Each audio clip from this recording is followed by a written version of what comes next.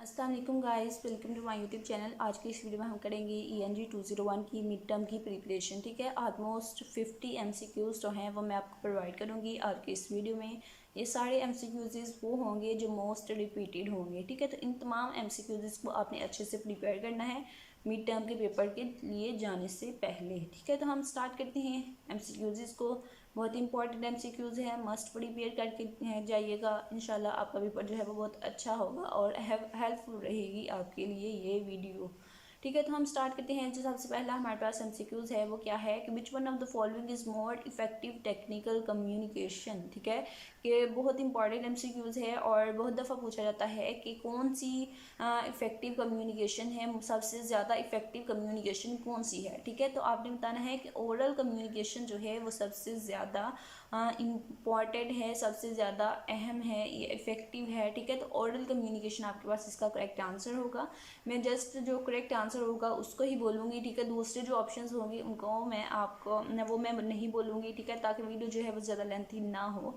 तो to the point हम बात करेंगे जल्दी से। हम नेक्स्ट चलते हैं, क्या है कि which one of the following can create immense difference between classroom communication and job communication. ठीक है, कि क्लास कम्युनिकेशन और जॉब कम्युनिकेशन के दरमियान कौन सा इमेंस डिफरेंस है। ठीक है, ऐसी कौन सी चीज़ है जो इमेंस डिफरेंस क्रिएट करती है क्लासरूम कम्युनिकेशन में और जॉब कम्युनिकेशन में। तो ये है हमारे पास साइज ऑफ ऑडियंस। ठीक है, जॉब कम्युनिकेशन और क्लासरूम कम्युनिकेशन में जो डिफरेंस होता है वो होता है साइज ऑफ ऑडियंस का।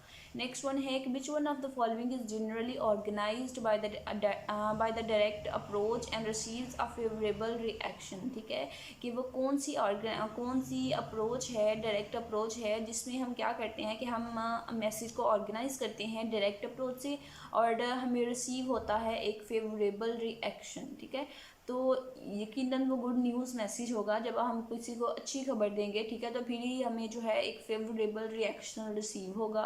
ठीक है, तो ये हमारे पास होगा। अगर हम बैड न्यूज़ देंगे तो हमें फेवरेबल रिएक्शन तो नहीं मिलेगा। ठीक है, तो इसलिए हमारा जो आंसर है वो है गुड न्यूज़ मैसेज।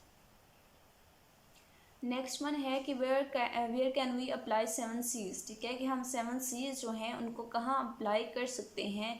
तो ये हमारे पास है कि हम रिटन और ओरल कम्युनिकेशन जो है उसमें हम 7 C's को अप्लाई कर सकते हैं। 7 C's क्या है? 7 C's आपके हैंडआउट्स में गिवन है, आप उनका कॉन्सेप्ट जो है वो ज़रूर क्लियर करके जाइएगा। ठीक है, इंपॉर्टेंट है वो 7 C's MCQs के लिहाज से। नेक्स्ट वन क्या है कि communication can be defined as. ठीक है, कि आप कम्युनिकेशन को किस तरह से डिफाइन करेंगे या कर सकते हैं। तो हमारे पास है कि कम्युनिकेशन जो है वो एक एक्टिविटी है जिसमें हम इंफॉर्मेशन को दूसरे तक कन्वे करते हैं। ठीक है, ऑप्शन नंबर सी आपके पास इसका करेक्ट आंसर है। नेक्स्ट वन है कि which of the following is the primary vehicle for communication within the organisation. ठीक है, कि अगर आप विद इन दी ऑर्गेनाइजेशन बात करना चाह रहे हैं, कम्युनिकेशन करना चाह रहे हैं, तो उसका प्राइमरी व्हीकल कौन सा होगा। अगर आप within the organisation communication कर रहे हैं तो फिर आपके पास जो प्राइमरी व्हीकल होगा वो होगा मेमोरेंडम। ठीक है, लेकिन अगर आप आउटसाइड द ऑर्गेनाइजेशन कम्युनिकेशन कर रहे हैं तो फिर आपके पास आंसर होगा लेटर। ठीक है, दोनों लिहाज से इस MCQs को आपने प्रिपेयर कर लेना है, इंपॉर्टेंट MCQs है। यहाँ पे मेमोरेंडम की जगह मेमो भी लिखा आ सकता है। ठीक है, तो आपने कंफ्यूज नहीं होना, मेमो और मेमोरेंडम एक ही चीज़ है।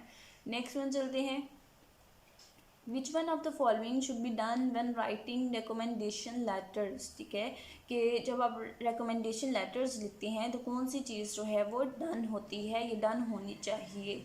तो उसमें जो है जब आप रिकमेंडेशन लेटर लिखते हैं, किसी को कुछ रेकमेंड करते हैं, तो उसके लिए आपके पास रेलिवेंट इंफॉर्मेशन जो है जस्ट वही होनी चाहिए और फैक्चुअल इंफॉर्मेशन होनी चाहिए, यानी कि सही इंफॉर्मेशन होनी चाहिए और जस्ट रेलिवेंट उस चीज़ की, जिस चीज़ से कि आप रेकमेंड आप कर रहे हैं जिस चीज़ को, उसके रिलेटेड ही इंफॉर्मेशन होनी चाहिए। अदरवाइज इररेलेवेंट जो इंफॉर्मेशन है वो नहीं होनी चाहिए। ठीक है, तो ये इसकी गाइडलाइन है रिकमेंडेशन लेटर लिखने की। नेक्स्ट वन है कि which one is not an optional part of a letter. ठीक है, कि हमारे पास जो लेटर्स होते हैं, जब लेटर हम लिखते हैं, जैसे लेटर में हमारे पास सैल्यूटेशंस होती हैं, सब्जेक्ट लाइन होती है, इंक्लोजर होता है, तो हमने बताना है कौन सा ऑप्शन है जो हमारे पास लेटर में नहीं होता। तो अटेंशन लाइन जो है वो हमारे पास नहीं होती। ठीक है, अब ये देखें सैल्यूटेशन क्या है। जैसे हम लिखते हैं, जब हम किसी को लेटर लिख रहे होते हैं, आपने एप्लीकेशन लिखी होगी, लेटर लिखा होगा छोटी क्लासेस में। ठीक है, तो उसमें आप क्या, लेटर में आप क्या करते थे, आप डियर सर, डियर मैम इस तरह से लिखते थे, जिसको भी आपने लिखना है डियर सिस्टर, डियर ब्रदर, ठीक है, तो वो सैल्यूटेशंस हैं डियर वाली, ठीक है। और जो इंक्लोयर है वो क्या है, जो हम नीचे लास्ट पे लिखते हैं योर सिंसियरली, ठीक है, योर ओबीडियंटली, वो जो होता है वो इंक्लोयर होता है। उसके बाद सब्जेक्ट लाइन जो है, सब्जेक्ट लाइन भी जैसे हमारा मतलब किस सब्जेक्ट हमारा लेटर जो है वो किस रिलेटेड है, वो सब्जेक्ट लाइन होगी हमारी। तो अटेंशन लाइन जो है वो लेटर में नहीं होती, तो ये हमारा ऑप्शन नंबर ए जो है वो करेक्ट आंसर होगा। नेक्स्ट वन है कि what is the extremely important implicit goal of a business document, ठीक है, कि कोई बिजनेस डॉक्यूमेंट है तो उसका इम्प्लिसिट गोल, जो एक्सट्रीमली इम्पॉर्टेंट इम्प्लिसिट गोल है वो क्या होता है। बिजनेस डॉक्यूमेंट का जो मोस्ट इम्पॉर्टेंट गोल होता है वो होता है टू एस्टैब्लिश आवर रिलेशनशिप, ठीक है, कि रिलेशनशिप क्रिएट करना। नेक्स्ट वन है कि which one of the words is not a synonym for business, तो बिजनेस जो है उसके सिनोनिम इनमें से कौन सा सिनोनिम बिजनेस का नहीं है वो हमने बताना है। तो कैपिटल जो है वो बिजनेस का सिनोनिम नहीं है। तो अब एक और चीज़ आपको बता दूं कि अगर आपको कहा जाए कि आप किसी चीज़ का सिनोनिम बताएं तो वो आप किस तरह से बताएंगे। जैसे यहाँ पे बिजनेस है, ठीक है, तो बिजनेस को आप कॉपी करेंगे, ठीक है, यहाँ पे इसको कॉपी करेंगे, राइट क्लिक करेंगे, सॉरी कॉपी नहीं करेंगे, इसको राइट क्लिक करेंगे।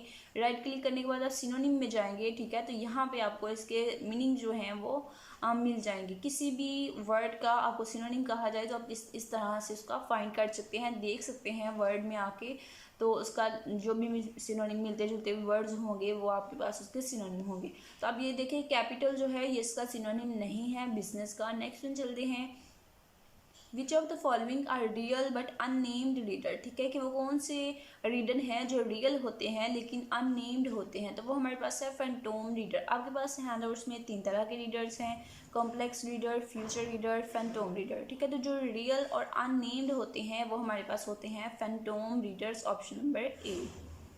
नेक्स्ट वन है कि which of the following should not be used while answering the phone, ठीक है, कि जब आप किसी के साथ कॉल कर रहे हैं, जब आप कॉल अटेंड कर रहे हैं तो कौन सा आंसर जो है वो आपको नहीं देना चाहिए, ठीक है। तो कीन स्पीकिंग यानी कि कौन बात कर रहा है ये भी आप बताते हैं जब आप कॉल कर रहे हैं। दिस इज़ कीन ये भी आप बताते हैं कि मैं ये कीन है या मैं कीन हूँ जो बात कर रहा है।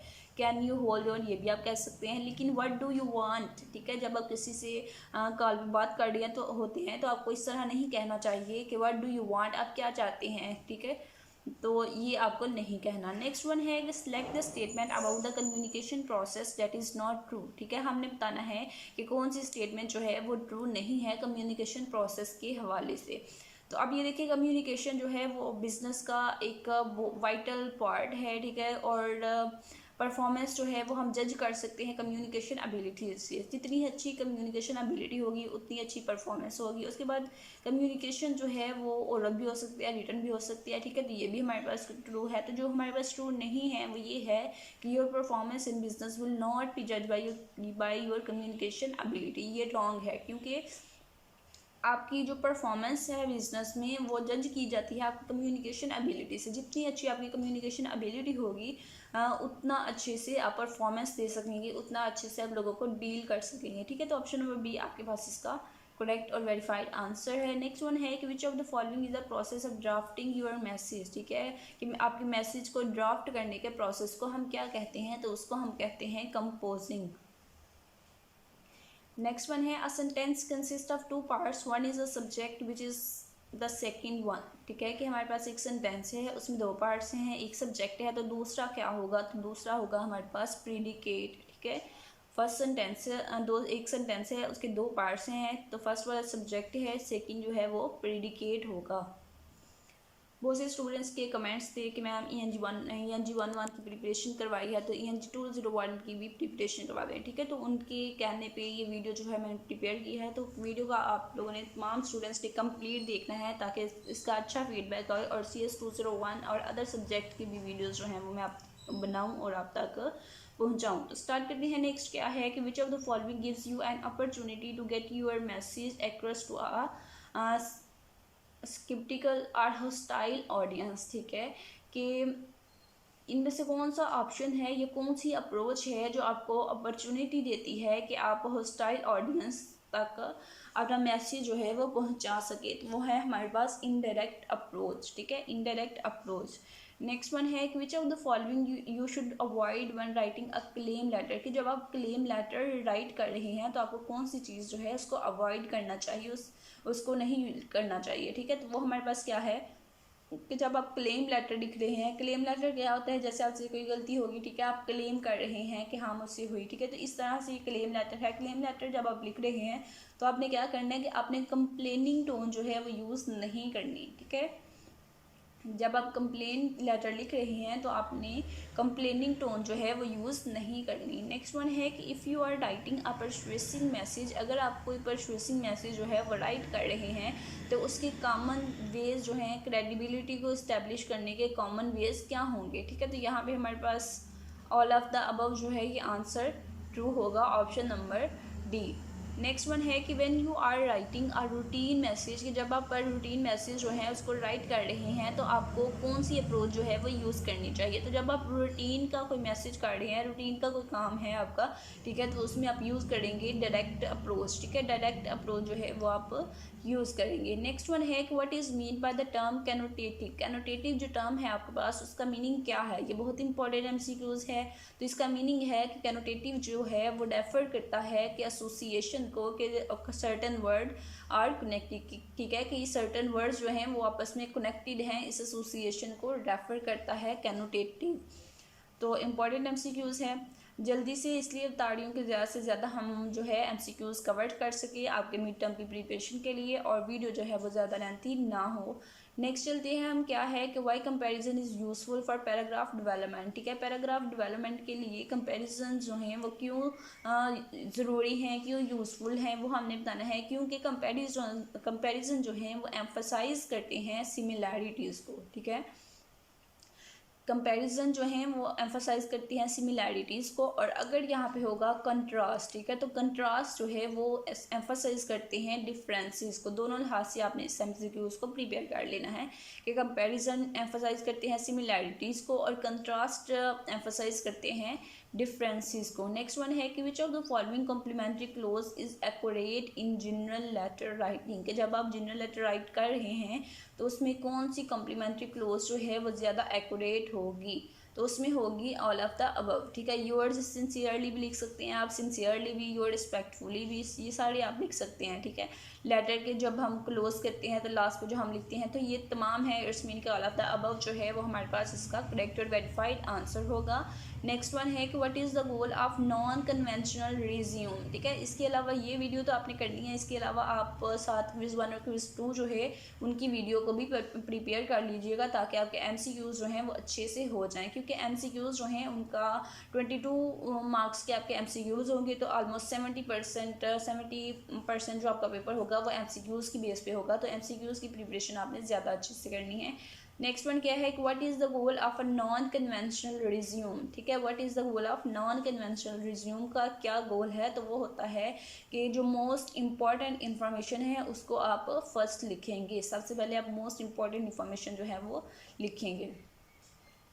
नेक्स्ट वन हमारे पास एक डेफिनेशन है कि fault in communication procedure where the meaning of the message is lost in translation from intention to language और फ्रॉम लैंग्वेज टू अंडरस्टैंडिंग। ठीक है, कि कम्युनिकेशन प्रोसीजर में वो फॉल्ट जो हमें जब हम किसी मैसेज को ट्रांसलेट करते हैं तो ट्रांसलेटर के दौरान मैसेज को समझने में जो हमारे पास गलती होती है, जो फॉल्ट होता है, उसको हम क्या कहते हैं, तो उसको हम कहते हैं डिस्टॉर्शन। ठीक है, option number A is the correct answer. Which of the following is the basis of courtesy, courtesy की बेसिस क्या है। ठीक है, तो कर्टेसी की बेस है यू एटीट्यूड, बहुत इंपॉर्टेंट MCQs है कर्टेसी, ये 7 C's में से है कर्टेसी। ठीक है, तो 7 C's का कॉन्सेप्ट तमाम स्टूडेंट्स ने अच्छे से जो है क्लियर कर लेना है। कर्टेसी का बेसिस जो है वो है यू एटीट्यूड।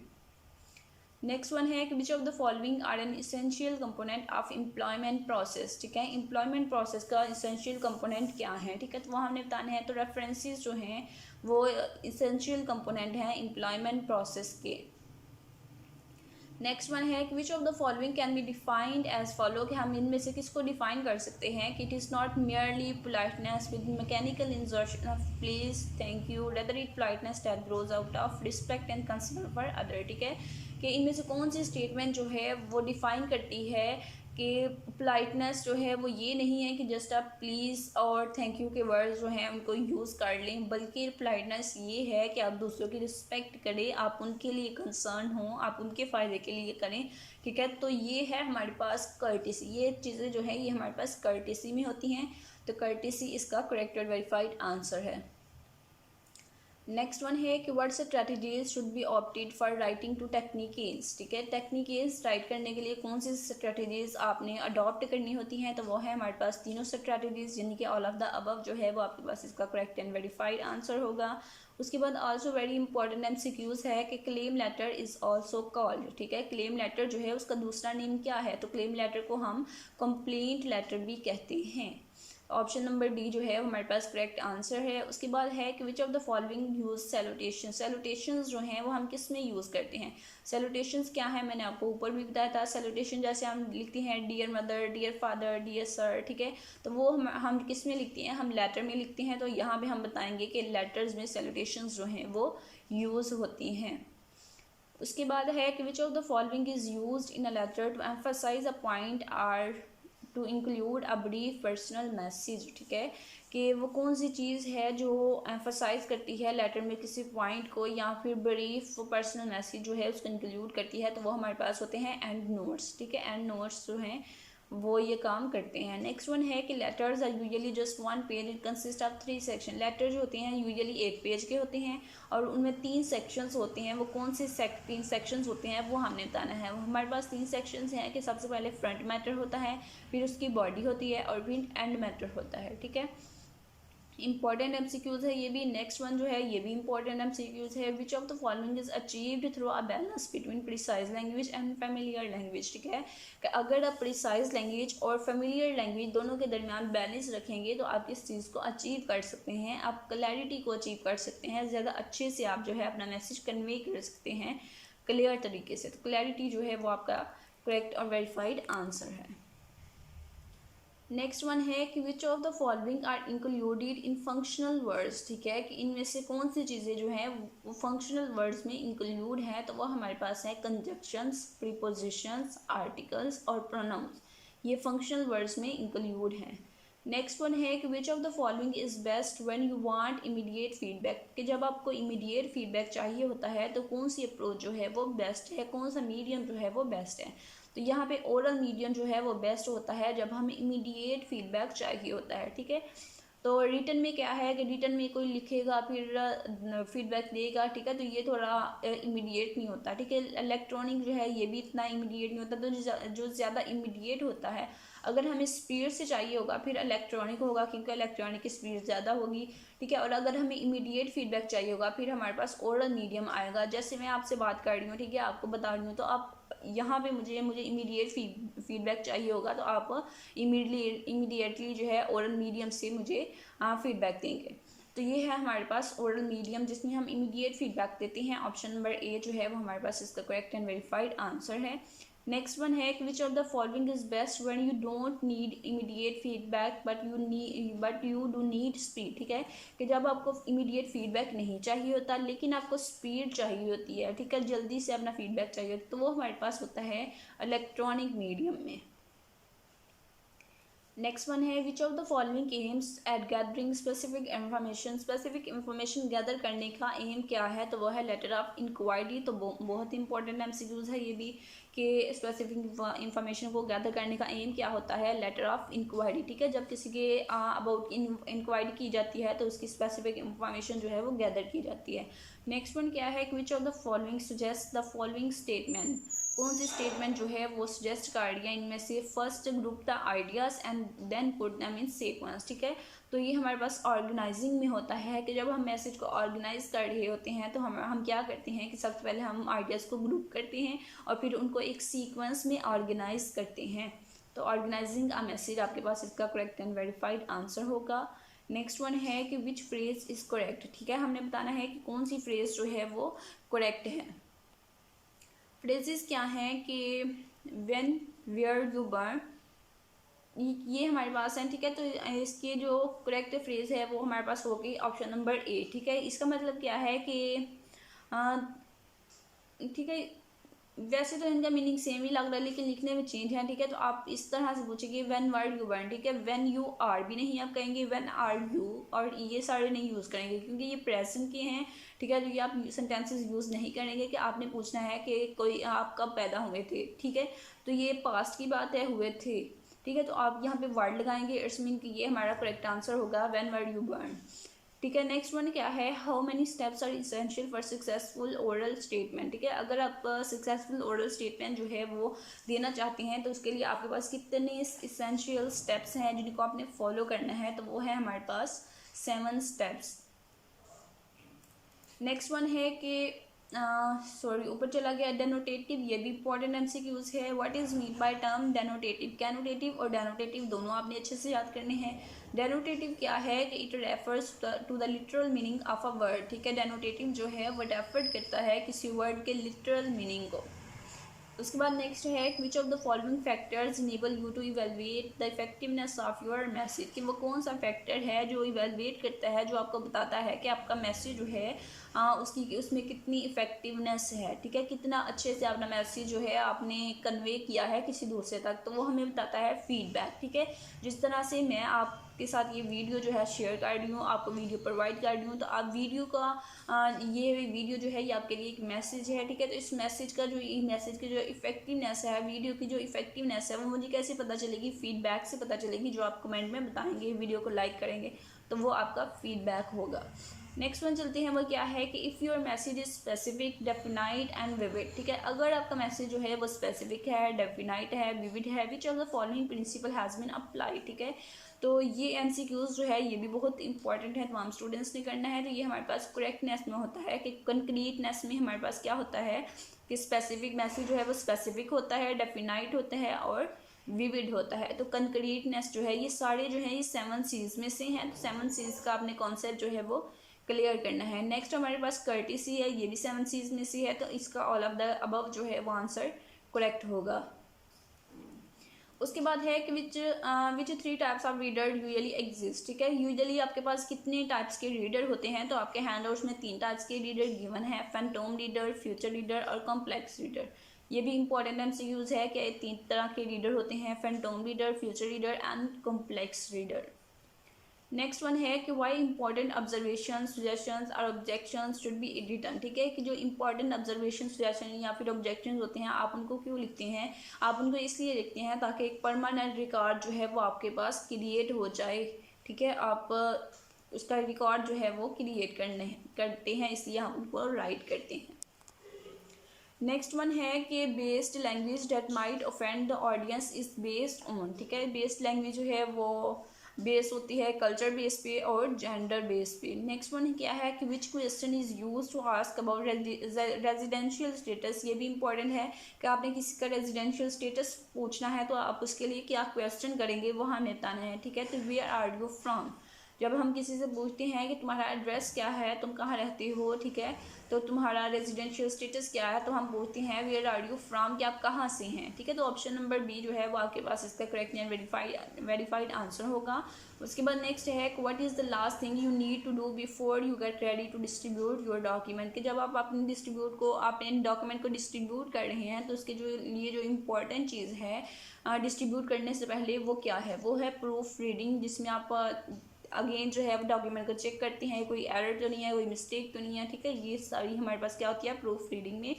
तो आपने वीडियो कंप्लीट देखी है, होपफुली आपके लिए वीडियो जो है वो बहुत हेल्पफुल रहेगी। एमसीक्यूज जो हैं बहुत इंपॉर्टेंट और रिपीटेड एमसीक्यूज मैंने आपसे शेयर किए हैं, इनको ज़रूर प्रिपेयर कीजिएगा अपने पेपर में जाने से पहले। और मज़ीद वीडियोस के लिए मेरे चैनल को ज़रूर सब्सक्राइब करें ताकि आप चैनल के साथ अटैच हो जाएं, और अच्छा सा कमेंट और वीडियो को लाइक आपने ज़रूर करना है।